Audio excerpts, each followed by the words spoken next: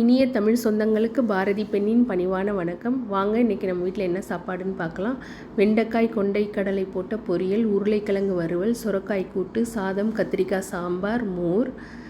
இன்றைக்கி அடிஷ்னலாக உங்ககிட்ட ஒரு விஷயம் ஷேர் பண்ணலான்னு நினச்சேன். என்னென்னா, நம்ம உடம்புல இருக்க முக்கால்வாசி வியாதிக்கு காரணம் பார்த்திங்கன்னா மன அழுத்தம் தான்.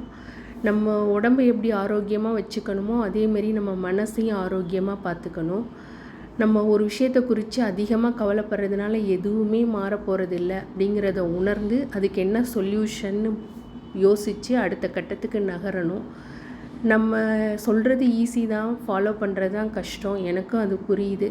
ஆனால் நம்மளை நம்ம ஆரோக்கியமாக வச்சுக்கணுமே, நம்மளை நம்பி 4 பேர் இருக்காங்களே அப்படிங்கிறத உணர்ந்து கவலையிலேயே குடியிருக்காமல் அடுத்த கட்டத்துக்கு வந்துடணும்.